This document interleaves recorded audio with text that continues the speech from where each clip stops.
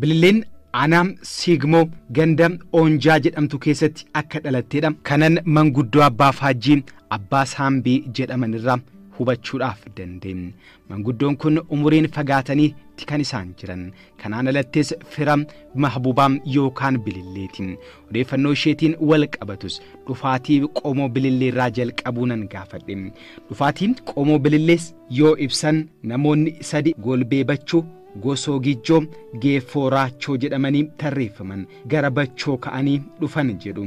Jara kana keessaas immoo Golbeen namni jedhamu naannoo ganda Oonjaa bakka Dubbaa jedhamu qabatee taa'ee mana ijaarratee ilmaan afur maqaan isaanii Araddoo Golbee, Galatoo Golbee, Baalee Golbee akkasumas Qaalloo Golbee jedhaman argachuudhaaf akka danda'e manguddoo abbaa Faajjii abbaa Saambiin natti himanii jiru. Kana keessaas ilmi quxisuun inni Qaalloo Golbee jedhamu ilma maqaan isaa Sannaa Qaalloo jedhamu argate jedhan. Sana booda namtichi sun guddatee gaa'ilaaf qaqqabee fuudhee ijoollee dhiiraa afurii fi durba lama waliigala ilmaan ja'a horate.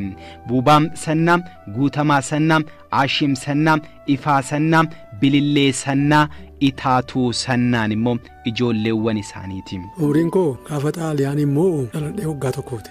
Waggaa 5 moo'ee deeme egaa nama waggaa 6 ta'a amma mootummaa taatiin walitti. Waa'ee kaa hundeen keenya ka'eesidha. Golbee Bachootii fi Gosoo Gijjoo, Geeffoo Raachoo, Gootoo Gudoo arfan kan abbachoon irraa ka'ee dhufe. Sanyiidhaa kun?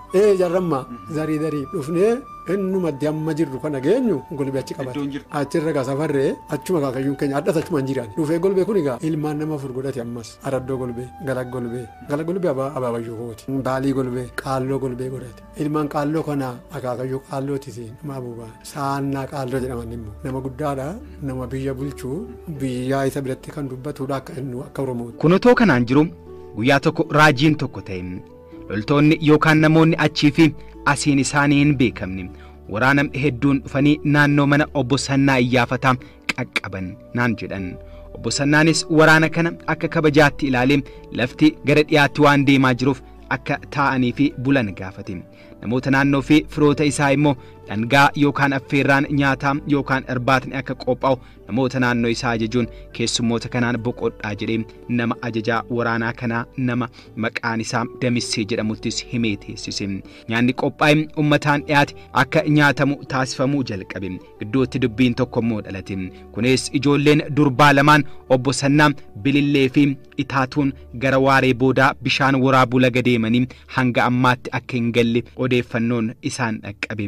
Ijoolleen kun immoo loltoota yookaan waraana kanaan fudhatamuu hin oolan jedhamanii waan shakkamaniif obbo Sannaan ajajaa waraanaa kanaan loltoonni kee meeqaa jedhanii gaafatan. Kan ta'e hundaayyuu itti himi. Damisseenis gaaffiin deebisee maaliif jedhee dalga barbaade.